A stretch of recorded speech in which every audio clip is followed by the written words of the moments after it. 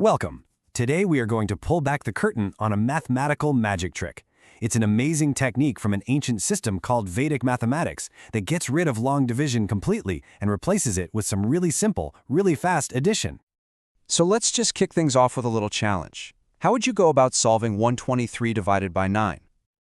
I mean, we all learned the standard way in school, right? You set up the long division, figure out how many times 9 goes into 12, subtract, bring down the next number. Honestly, it's slow. But what if there was a shortcut that felt, well, a lot more like a magic trick? So, let's solve it right now. But here's the twist. We're not going to use any division. None at all. We're just going to use simple addition and a little bit of multiplication. And the answer is quotient 13, remainder 6. Just like that. I did that without a single step of actual division. The big question is, how on earth did I do that? Well, the secret is a method called Nikhilam. It comes from a Sanskrit phrase that means all from 9 and the last from 10. It's a really cool idea because instead of fighting with the divisor head-on, it just reframes the entire problem.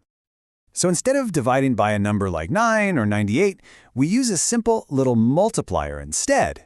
And that multiplier is just the number's complement, how far away it is from a nice round number like 10 or 100. It's basically a super clever shortcut that avoids all those messy decimals. In finding the complement, it's incredibly simple. For 9, the nearest base is 10, so the complement is 1. For 8, the complement is 2. Now look at 98. The nearest base is 100, so the complement is 2. But notice how we write it as 0, 2. The number of digits in the complement has to match the number of zeros in the base. That little detail is absolutely crucial for later, so keep it in mind. All right, let's walk through our first example and see exactly how this builds our answer for 123 divided by 9. Remember, our complement, our magic multiplier, is 1. First, this setup. We just write down 1, 2, 3 and draw a little line to separate the last digit. That space on the right, that's for our remainder. And the first step could not be easier. You literally just bring down the first digit, 1. That's the start of our answer right there. Okay, now for the main event. You take that first digit of our answer, the 1, and you multiply it by our complement, which is also 1. You take that result and place it under the next digit in our problem, which is the 2. Then, just add that column straight down. 2 plus 1 is 3. And there you have it, the second digit of our quotient. And we just do that one more time. Take our new digit, the 3, multiply it by the complement, which is 1, and place that result in the final column. Add it up. 3 plus 3 is 6. That's our remainder. So the final answer, quotient 13, remainder 6. No division necessary. Let's do another one just to make sure it sticks. 234 divided by 9. We follow the exact same steps. Bring down the 2, multiply that 2 by our complement, 1, and add it to the next digit, 3, to get 5. Now multiply that 5 by the complement, add it to the final digit, 4, and that gives us 9. So our first result is quotient 25, remainder 9.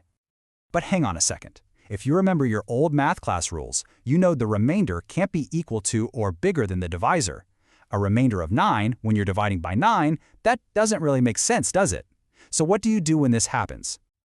This does not mean the method is broken. Think of it this way, like a good architect checking the foundation. Our job just isn't quite finished yet.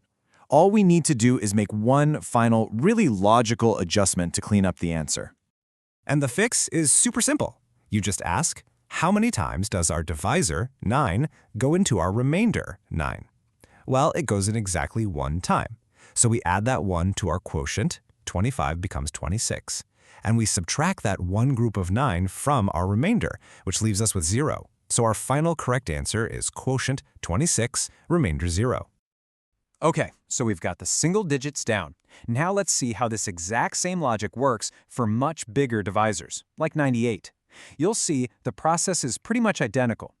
Let's try 1204 divided by 98. The complement is 02. Now, since our base, 100, has 2 zeros, we separate the last 2 digits for the remainder. The steps, though, are the same. Bring down the 1. Multiply that 1 by our complement, 02, and place the 0 and the 2 under the next 2 digits.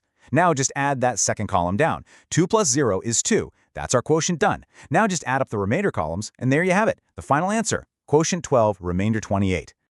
And the real beauty of this is how well it scales up. For a huge divisor like 998, the base is 1,000. That just means we use a 3-digit complement, 002, and separate 3 digits for the remainder. But the core steps, bring down, multiply, add, they stay exactly the same. It's that simple. So now you've seen the magic.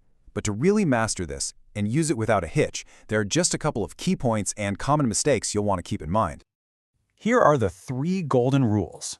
First, the number of digits you set aside for the remainder has to match the number of zeros in the base. 1 digit for dividing by 9, 2 for 98, 3 for 997, and so on. Second, remember this trick is designed for divisors that are just a little bit below a power of 10.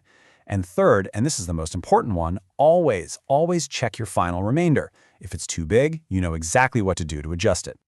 Now, a single most common mistake people make is forgetting the leading zeros in a complement. For 98, the base is 100, so the complement is 02, not just 2. You have to write down and use both of those digits to keep your columns lined up perfectly. If you forget that 0, I guarantee it will throw the whole calculation off. By completely changing division into a simple process of addition and multiplication, this Vedic method proves that just looking at a problem from a different angle can make something difficult seem incredibly simple. And that really makes you wonder, what other ancient math magic is just out there, hidden in plain sight, waiting for us to rediscover it?